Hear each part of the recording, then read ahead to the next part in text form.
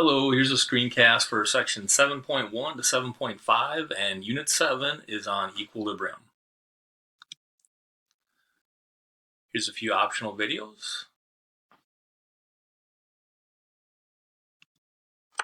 And unit 7 is typically 7 to 9% of the AP exam weighting.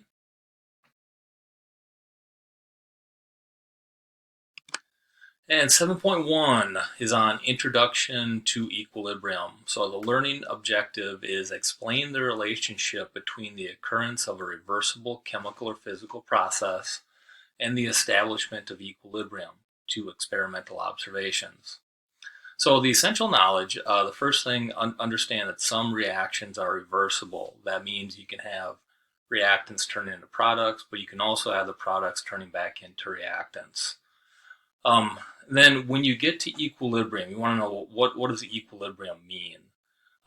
Once you get to equilibrium, there's no observable changes, and that means that the concentrations of all the substances stay the same, or partial pressures, if you're talking about gases, those all remain constant once you get to equilibrium. So equilibrium doesn't mean that concentrations and partial pressures are equal for the reactants and products. It just means that those are constant. They're staying the same once you get to equilibrium. And then to continue on with that, forward and reverse reactions have equal rates, and this means at equilibrium. So this is what is equal at equilibrium. It's the rate of the forward reaction and the rate of the reverse reaction. So at the particle level, you still have reactants turning into products, and you still have products turning into reactants. But overall, the concentrations of both are staying the same, and the rates of the forward and the rate to the reverse are equal. You also want to be able to understand graphs for equilibrium. And there's two different types. You can have concentration versus time, and that's this one right here. Or you can have rate versus time. The difference between them, this first one is concentration versus time. And this is showing where you're starting off, you have some reactants, we don't have any products to begin with. Both graphs are like that. So at the beginning, the reaction is going to shift right to get to equilibrium.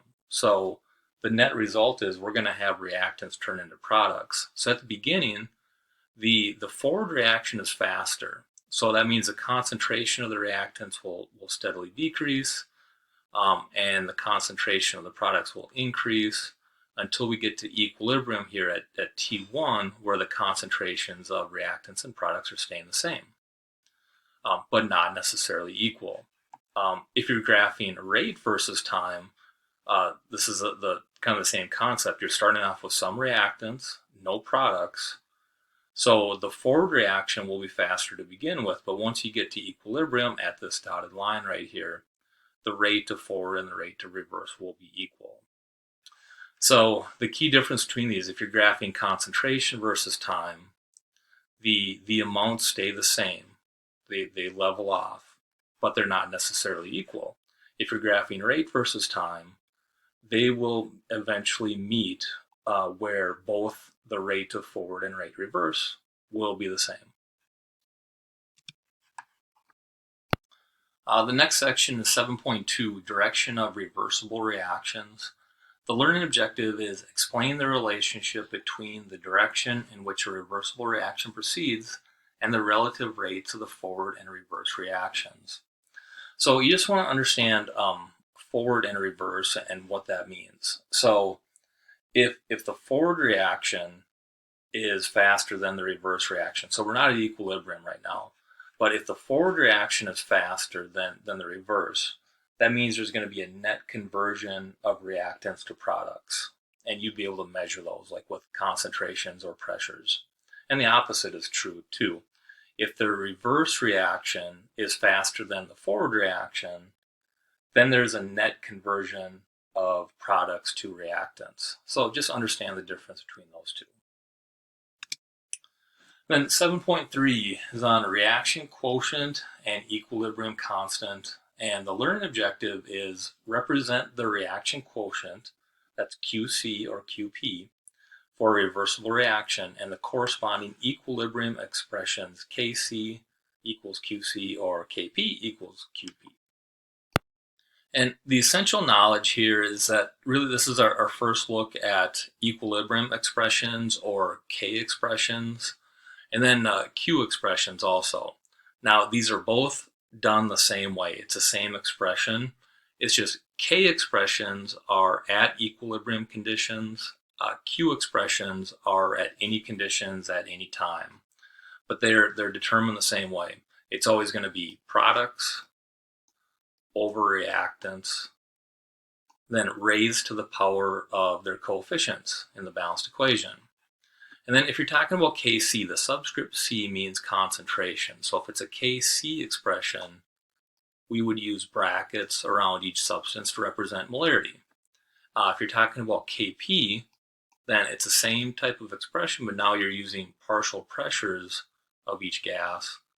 So you would write a capital P to represent pressure, and then whatever the formula for the substance is as a subscript.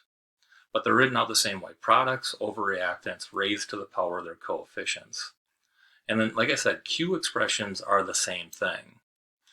So there's one example over here.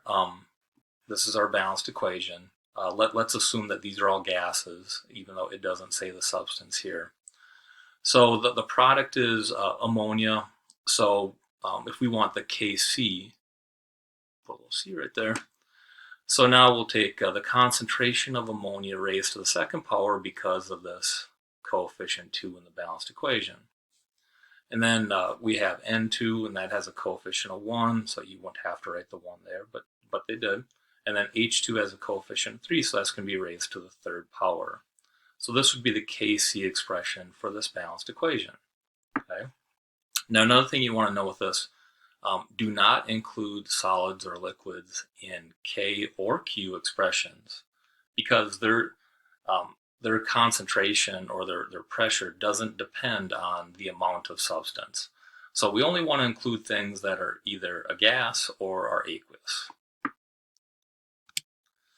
All right, and then 7.4 is on calculating the equilibrium constant, and the learning objective is calculate Kc or Kp based on experimental observations of concentrations or pressures at equilibrium. And the essential knowledge is there's really not a whole lot to this section. We just want to be able to calculate Kc or Kp values. So you'd be given a balanced equation, and we want to write the K expression, and then you would be given values at equilibrium, and then you just have to do the math and calculate these numbers. And the last section for today is on magnitude of the equilibrium constant. And the learning objective is explain the relationship between very large or very small values of K and the relative concentrations of chemical species at equilibrium. And for the essential knowledge, you want to know what does it mean to have a large K value and what does it mean to have a small K value. So just remember that K expressions are products over reactants. So if you have a large K value, that means that when you get to equilibrium, you're going to have mostly products. So to have a large K, that means the ratio of product to reactant has to be large. So once you get to equilibrium, it's mostly products. At the particle level, you still have the forward and reverse reaction. They're still happening at the same rate, but it's mostly products when you have a large K value. And then the opposite is true. If you have a small K value, that means the ratio of products to reactants is very small. So at equilibrium, once you get to equilibrium conditions, it's mostly reactants and just very few products. And that is all for today. Have a great day.